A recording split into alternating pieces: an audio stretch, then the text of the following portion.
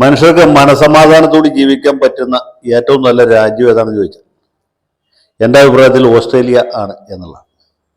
Australia വളരെ വിസ്തൃതിയുള്ള ഒരു രാജ്യമാണ്, ഒരു ചെറിയ ഭൂഖണ്ഡം എന്ന് തന്നെ പറയാം. ഇന്ത്യയേക്കാൾ വിസ്തൃതമാണ്, കേരളത്തേക്കാൾ ജനസംഖ്യ കുറവാണ്. ഓസ്ട്രേലിയയുടെ ഒരു പ്രത്യേകത, അവിടെ ഗ്രാമാന്തരങ്ങളിൽ താമസിക്കുന്ന ആളുകൾ താരതമ്യേന കുറവാണ്. മിക്കവാറും മനുഷ്യർ നഗരപ്രദേശത്ത് നഗരപ്രാന്തങ്ങളിലും താമസിക്കുന്നവരാണ്. പ്രധാനപ്പെട്ട ചില നഗരങ്ങളുണ്ട്, നമ്മൾ പേര് കേട്ടുക, മിക്കവാറൊക്കെ ക്രിക്കറ്റ് ടെസ്റ്റുമായിട്ട് ബന്ധപ്പെട്ടാണ് ഈ പേരുകളൊക്കെ നമുക്ക് സുപരിചിതമായത്. കിഴക്കേറ്റത്ത് ബ്രിസ്ബെയിൻ, അത് കഴിഞ്ഞാൽ മെൽബൺ, സിഡ്നി, പിന്നെ ഫെഡറൽ ക്യാപിറ്റൽ എന്ന് പറയുന്ന കാൻബറ, അത് കഴിഞ്ഞാൽ അഡലൈഡ്, പിന്നെ പെർത്താണ് പടിഞ്ഞാറേറ്റത്തുള്ള രാജ്യം, പ്രധാനപ്പെട്ട നഗരം. അത് വെസ്റ്റേൺ ഓസ്ട്രേലിയ എന്ന് പറയും. പിന്നെ ഓസ്ട്രേലിയയുടെ വടക്കേറ്റത്ത് ഡാർവിൻ എന്ന് പറഞ്ഞൊരു വലിയ നഗരമുണ്ട്. പിന്നെ ഓസ്ട്രേലിയയോട് ചേർന്നെടുക്കുന്ന ടാസ്മാനിയ എന്ന് പറഞ്ഞൊരു ദ്വീപുണ്ട്, അവിടെ ഹൊബാർട്ട് എന്ന് പറഞ്ഞ പ്രധാനപ്പെട്ട നഗരമുണ്ട്. ഈ ഓസ്ട്രേലിയയിൽ സാമാന്യം ദീർഘമായിട്ട് സഞ്ചരിക്കും, ഈ മിക്കവാറും നഗരങ്ങളിലൊക്കെ താമസിക്കും. അവിടെയുള്ള മലയാളികൾ എങ്ങനെ ജീവിക്കുന്നു എന്ന് അടുത്തു നിന്ന് പരിചയപ്പെടുകയും ചെയ്തിട്ടുള്ള ഒരാളാണ്. 2018 തൃശ്ശൂർ പൂരത്തിൻ്റെ പിറ്റേ ദിവസം ഞാൻ ബ്രിസ്ബെയിനിലേക്ക് യാത്രയാവുക.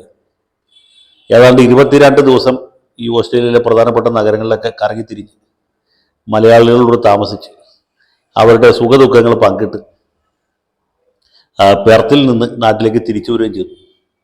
അപ്പോൾ ഓസ്ട്രേലിയയിൽ എങ്ങനെയാണ് മനുഷ്യർ ജീവിക്കുന്നത്, എന്താണ് അവിടുത്തെ സംവിധാനം എന്നൊക്കെ എനിക്ക് ഏകദേശം ഒരു ധാരണയുണ്ട്, മറ്റേത് രാജ്യത്തേക്കാൾ കൂടുതലായിട്ട്. മലയാളികൾ പോലും വളരെ മര്യാദയോടുകൂടി ജീവിക്കുന്ന ഒരു സ്ഥലമാണെന്ന് പറഞ്ഞാൽ നിങ്ങൾക്ക് വിശ്വാസം വരില്ല, പക്ഷെ സത്യം അതാണ്. മലയാളികൾ പോലും ട്രാഫിക് നിയമങ്ങൾ പാലിക്കുന്ന, പോലീസുകാരെ അനുസരിക്കുന്ന, വേഷം കെട്ടെടുക്കാത്ത ഒരു സ്ഥലം നിങ്ങൾക്ക് സങ്കല്പിക്കാൻ പറ്റൂ. അങ്ങനെ ഒരു സ്ഥലം ഉണ്ടെങ്കിൽ, ഈ ലോകത്ത് അങ്ങനെ ഒരു സ്ഥലം ഉണ്ടെങ്കിൽ അത് ഓസ്ട്രേലിയയാണ് എന്നാണ് എനിക്ക് തോന്നുന്നത്. കാരണം വേറെ ഏത് സ്ഥലത്ത് പോയാലും, പ്രത്യേകിച്ച് UK പോയി കഴിഞ്ഞാൽ മലയാളികൾ നമ്മുടെ നാട്ടിലെ മലയാളികളെക്കാൾ മോശമായിട്ടാണ് പെരുമാറുന്നത്. അപ്പം ഇതങ്ങനെയല്ല, വളരെ മാന്യമായിട്ട് അന്തസ്സായിട്ട് ജീവിക്കുന്നവരാണ്. മാത്രമല്ല അവിടെയുള്ള ആളുകൾ, ഇപ്പം അമേരിക്കയിൽ പോയാൽ നമുക്ക് അമേരിക്കക്കാരൻ്റെ മുഖത്ത് നോക്കിയാൽ അവർക്കൊരു സന്തോഷം ഉണ്ടാവില്ല, നമ്മുടെ സന്തോഷം കൂടി ഇല്ലണ്ടാവും. അമേരിക്കക്കാരെപ്പോഴും ചിന്താകുലരാണ്. നാളെ കഴിഞ്ഞ് മറ്റന്നാൾ ലോകം അവസാനിക്കും, ഇനി വേൾഡ് ട്രേഡ് സെൻറ്ററിൽ ഉണ്ടായ പോലുള്ള ഭീകരാക്രമണം ഉണ്ടാവും, അത് സ്റ്റോക്ക് മാർക്കറ്റ് ഇടിഞ്ഞ് നാമാവശേഷമാവും എന്നൊക്കെ ചിന്തിച്ച് വിഷമിച്ച് ദുഃഖിച്ച് ജീവിക്കുന്നവരാണ് അമേരിക്കക്കാർ എന്നാണ് എനിക്ക് അവിടെ പലതവണ പോയപ്പോഴും തോന്നിയത്. പക്ഷെ ഓസ്ട്രേലിയയിൽ അങ്ങനെയല്ല, എല്ലാ ആളുകളും സന്തുഷ്ടരാണ്, പ്രസന്നവദനരാണ്, സദാ സുസ്മേരവദനരാണ്. ഏതൊരു സാഹിബിൻ്റെ മുഖത്തേക്ക്, ഒരു മദാമയുടെ മുഖത്തേക്ക് നമുക്ക് തന്നെ ഒരു സന്തോഷം. വെറുതെ റോഡിൽ കൂടെ നടക്കുമ്പോൾ ഒരാൾ നമ്മുടെ മുഖത്തേക്ക് ഹലോ ഹൗ ആർ യു എന്ന് വെക്കുമ്പോൾ നമ്മൾ ഞെട്ടിപ്പോകും. കാരണം നമ്മുടെ ജീവിതത്തിൽ ഇന്നുവരെ ഒരാൾ അങ്ങനെ ചോദിച്ചിട്ടില്ല. അപ്പം ഞാൻ വിചാരിക്കുന്നത് ഇത് പുറകെ വന്ന ഒരാളോടായിരിക്കും തിരിഞ്ഞു നോക്കുമ്പോൾ വേറെ ആരുമില്ല, നമ്മളോട് തന്നെ. അപ്പോൾ ഒരു അത്ഭുതത്തോടെ നമ്മൾ ഹലോ ഫൈൻ, അല്ലെങ്കിൽ how are you, hello good morning എന്നൊക്കെ പറയാൻ തുടങ്ങി. അങ്ങനെ 22 ദിവസം കഴിഞ്ഞപ്പോഴത്തേക്ക് പിന്നെ ആലുവയിൽ വന്നിട്ട് ഞാൻ ആൾക്കാരോട് ഇങ്ങനെ പറയാൻ. അപ്പോൾ ആളുകൾ എന്നെ മുകളിൽ തുറിച്ചു നോക്കുന്നത്.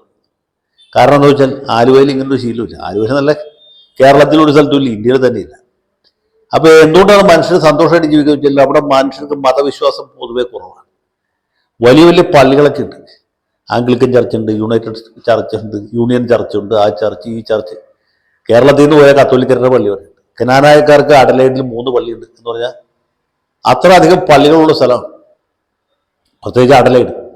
ഈ കഴിഞ്ഞ ദിവസം പത്രത്തിലൊരു വാർത്ത കണ്ടു, അവിടെ പ്രാർത്ഥിക്കാൻ ആളില്ലാത്തതിനാൽ ഒരു പള്ളി മുസ്ലിം അംഗങ്ങൾ വാങ്ങിച്ച് മസ്ജിദായിട്ട് ഉപയോഗിക്കാൻ തുടങ്ങി. നമ്മുടെ നിഷ്പക്ഷ ജിഹാദി ഇത് കണ്ട് ആകെ കോരിത്തരിച്ച് പുള്ളൊരു വീഡിയോ ചെയ്തത് ഞാൻ കണ്ടു. അദ്ദേഹത്തിന് ഓസ്ട്രേലിയയെ പറ്റി അറിയാൻ പാടാത്തതുകൊണ്ടാണ്. അവിടെ പള്ളിയിൽ പോകാൻ ആരുമില്ല, വലിയ വലിയ പള്ളികളൊക്കെ ഉണ്ട്. അഡലൈഡ് ഓവലിനോട് ചേർന്നിട്ടാണ് ആംഗ്ലിക്കൻകാരുടെ പ്രധാനപ്പെട്ട പള്ളി. അവിടെ പ്രാർത്ഥിക്കാൻ ഒരു കുഞ്ഞു പോലും ഇല്ല. അവിടെ വളരെ വയസ്സായ ചില സായിപ്പന്മാരും മദാമ്മമാരും വന്ന് കുരിശ് വരച്ച് പോകുന്നുണ്ട്. അതിൻ്റെ തൊട്ടപ്പുറത്താണ് കത്തോലിക്കരുടെ പ്രധാനപ്പെട്ട സെൻറ്റ് ഫ്രാൻസിസ് സേവിയേഴ്സ് ചർച്ച്, അത് വിക്ടോറിയ സ്ക്വയറിലാണ്.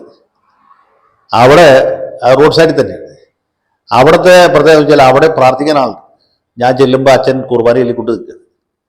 പക്ഷേ പ്രാർത്ഥിക്കാൻ വരുന്ന ആളുകൾ വെള്ളക്കാരല്ല, വൈറ്റ് ഓസ്ട്രേലിയൻസ് അല്ല, ഈ ഫിലിപ്പീൻസിൽ നിന്നും മറ്റും പോയ വളരെ ദരിദ്രരായ മനുഷ്യർ. അങ്ങനെ മനുഷ്യർ സന്തോഷമായിട്ട് ജീവിക്കുന്നു. അപ്പോൾ സന്തോഷമായിട്ട് ജീവിക്കുന്ന ആളുകളെ സംബന്ധിച്ചിടത്തോളം അവർക്ക് പള്ളിയിൽ പോകേണ്ട ആവശ്യമില്ല, അമ്പലത്തിൽ പോകേണ്ട ആവശ്യമില്ല. കാരണം ജീവിതത്തിൽ സന്തോഷം ഉണ്ടെങ്കിൽ നമുക്ക് ആ ദൈവവിശ്വാസം സ്വാഭാവികമായിട്ട് കുറയും. അവിടെ മതവിശ്വാസം ഉപേക്ഷിച്ചവരാണ് ജനസംഖ്യയിൽ കൂടുതൽ. അത് കഴിഞ്ഞിട്ടാണ് ക്രൈസ്തവർ. അങ്ങനെയാണ്. പി ഭാസ്കരൻ മാഷിൻ്റെ ഒരു പാട്ടുണ്ട്, എല്ലാവർക്കും എല്ലാത്ത കഴിഞ്ഞാൽ പിന്നെ അള്ളാനെ വിളിക്കാൻ ആളിന് വേണ്ടി നമ്മൾ സ്വർലോകത്തിന് വെറുക്കില്ലേ എന്ന് ചോദിച്ചു. ഈ സ്വർലോകത്തെ വെറുക്കുന്നവർ കാണണമെങ്കിൽ നിങ്ങൾ ഓസ്ട്രേലിയ പോയാൽ മതി. അവിടുത്തെ കാലാവസ്ഥയും നമ്മൾ മലയാളികൾക്ക് വളരെ സുഖകരമായിട്ട് അനുഭവപ്പെടും. കാരണം യൂറോപ്യൻ രാജ്യങ്ങളിലെ പോലെ കടുത്ത തണുപ്പോ അല്ലെങ്കിൽ മറ്റ് ആഫ്രിക്കൻ രാജ്യങ്ങളിലെ പോലെ കൊടും ചൂടോ ഒന്നുമില്ല. അപ്പോൾ ഏത് നിലക്ക് നോക്കിയാലും മനുഷ്യർക്ക്, പ്രത്യേകിച്ച് മലയാളികൾക്ക് സന്തോഷമായിട്ട് ജീവിക്കാൻ താല്പര്യമുണ്ടെങ്കിൽ പോകാവുന്ന സ്ഥലമാണ് ഓസ്ട്രേലിയ. ഞാൻ ഇത്ര പറഞ്ഞതെന്ന് വെച്ചാൽ അവിടെ ക്രമസമാധാന പരിപാലനവും വളരെ മനോഹരമായിട്ട് നടക്കുന്ന സ്ഥലമാണ്. തീവ്രവാദ ആക്രമണങ്ങളും ഇല്ല. അങ്ങനെയുള്ള ഓസ്ട്രേലിയയിൽ ഈ സമീപകാലത്തായിട്ട് അനിഷ്ട സംഭവങ്ങൾ വർദ്ധിച്ചുകൊണ്ട് വരുന്നു എന്ന വാർത്ത പത്രത്തിൽ കണ്ടിരുന്നു. ഈ 2023 ഒക്ടോബർ 7 ശേഷം യഹൂദന്മാർക്ക് നേരെയുള്ള ആക്രമണങ്ങൾ പെരുകി എന്നൊരു വാർത്ത ഞാൻ ഇടയ്ക്ക് ഹിന്ദു പത്രത്തിൽ വായിച്ചു. മാത്രമല്ല ഇക്കാര്യത്തിൽ നമ്മുടെ ഇസ്രായേൽ പ്രധാനമന്ത്രി ബെഞ്ചമിൻ നെതന്യാഹു ഉത്കണ്ഠ രേഖപ്പെടുത്തിയതായിട്ടും പത്രത്തിലുണ്ട്. ഇതാ ഇപ്പോൾ അവരുടെ എല്ലാ ആശങ്കകളെയും കൂടുതൽ രൂക്ഷമാക്കിക്കൊണ്ട് ഈ കഴിഞ്ഞ ദിവസവും അവിടെ വലിയ തീവ്രവാദ ആക്രമണം നടന്നിരിക്കുകയാണ്. തീവ്രവാദികൾ എന്ന് പറയുന്നത് പാകിസ്ഥാനിൽ നിന്ന് കുടിയേറിയ ആളുകളാണ്, ദൈവാധീനം കൊണ്ട് ഇന്ത്യക്കാരല്ല. പാകിസ്ഥാൻകാരായ ഒരു വാപ്പയും ഒരു മകനും വലിയ തോക്കുകൾ ഉപയോഗിച്ച് ബോട്ടി ബീച്ച് എന്ന് പറഞ്ഞ സിഡ്നിയിലെ ഒരു പ്രധാനപ്പെട്ട ടൂറിസ്റ്റ് കേന്ദ്രമാണ്. അവിടെ യഹൂദന്മാരുടെ ഹനൂക്ക എന്ന് പറഞ്ഞ ഒരു ആഘോഷം നടന്നുകൊണ്ടിരിക്കുകയാണ്. അതിന് നേരെ തുരുതുര വെടിയുന്നു എന്നുള്ളതാണ്. ഈ സന്ദർഭത്തിൽ പോലീസ് ഇടപെട്ടു. പിന്നെ ഈ തീവ്രവാദികളിൽ ഒരാളെ വെടിവെച്ചു കൊന്നു, മറ്റേ വെടിയേറ്റ് ഇപ്പോൾ ആശുപത്രിയിൽ കഴിയുകയാണ്. ഈ തീവ്രവാദ ആക്രമണത്തിന്റെ പുറകിൽ എന്താണ് എന്ന് ആലോചിച്ച് നമ്മൾ അധികം മനസ്സ് വിഷമം വയ്ക്കേണ്ട ആവശ്യമില്ല. അതിൻ്റെ ഉദ്ദേശമൊക്കെ വളരെ പ്രകടമാണ്, വളരെ വളരെ പ്രകടമാണ്. പാകിസ്ഥാനിൽ നിന്ന് ഇവർ പാടുപെട്ട് ഓസ്ട്രേലിയയിൽ പോയിട്ട് യഹൂദന്മാർക്ക് നേരെ വെടിയുതിർക്കുന്നത് എന്ന് വെച്ചാൽ സ്വർഗരാജ്യം സമ്പാദിക്കാൻ വേണ്ടി തന്നെയാണ്, അല്ലാതെ വേറൊരു കാര്യത്തിനുമല്ല. ആ സന്ദർഭത്തിൽ ഇങ്ങനെ ഈ ഗുണ്ടായുസ് നടക്കുന്നതിനിടയ്ക്ക് അഹമ്മദ് അൽ അഹമ്മദ് എന്നു പേരുള്ള ഒരു പഴക്കച്ചവടക്കാരൻ, അയാൾ അറേബ്യൻ വംശജനാണ് എന്ന് തോന്നുന്നു. അദ്ദേഹം ഇതിലെ ഇടയിൽ ചാടി വീഴുകയും ഒരു തീവ്രവാദിയുടെ കയ്യിൽ നിന്ന് തോക്ക് തട്ടിപ്പറിക്കുകയും ചെയ്യുന്നതിൻ്റെ ദൃശ്യങ്ങൾ ഞാൻ കാണാനായി. സത്യത്തിൽ അയാളാണ് ഓസ്ട്രേലിയയെ പ്രതികരിക്കുന്ന ശരിയായ മനുഷ്യൻ. ഈ അഹമ്മദ് അൽ അഹമ്മദ് എന്ന് പറഞ്ഞ ആൾ ഓസ്ട്രേലിയയിൽ ചെന്ന് ഓസ്ട്രേലിയൻ സംസ്കാരത്തിൽ അലിഞ്ഞു ചേർന്ന് പൂർണ്ണമായിട്ടും ഓസ്ട്രേലിയക്കാരനായി മാറിക്കഴിഞ്ഞ മനുഷ്യനാണ്. കാരണം ഒരു ഓസ്ട്രേലിയക്കാരന് അങ്ങനെ മാത്രമേ ചെയ്യാൻ കഴിയൂ. ഓസ്ട്രേലിയയിൽ ചെന്നതിന് ശേഷവും പാകിസ്ഥാൻകാരനായി കഴിയുന്ന 2 പന്നികളാണ് ഈ വെടിവെപ്പ് നടത്തിയത്. ആ കാര്യത്തിൽ യാതൊരു സംശയവുമില്ല. കാരണം അവർ പാകിസ്ഥാനിലെ സ്വഭാവം ഓസ്ട്രേലിയയിൽ ചെന്നിട്ട് ചെയ്തു. അതുകൊണ്ടാണ് ഇങ്ങനെയുള്ള അനിഷ്ട സംഭവം ഉണ്ടായത്. യാതൊരു സംശയവും ആ കാര്യത്തിലില്ല. ആന്റണി ആൽബനീസ് എന്ന് പറഞ്ഞ ഒരു വിദ്വാനാണ് ഇപ്പോൾ ഓസ്ട്രേലിയയിലെ പ്രധാനമന്ത്രി. ഇയാൾ ഇമാരി ഗുണ്ടായുസത്തിന് നേരെ കണ്ണടച്ചുകൊണ്ടാണ് ഇങ്ങനെയുള്ള സംഭവങ്ങൾ പെരുകുന്നത് എന്ന് നേരത്തെ തന്നെ വാർത്തയുണ്ടായിരുന്നു. ഇപ്പം അതിന് കൂടുതൽ സ്പഷ്ടീകരണം സംഭവിച്ചിരിക്കുകയാണ്.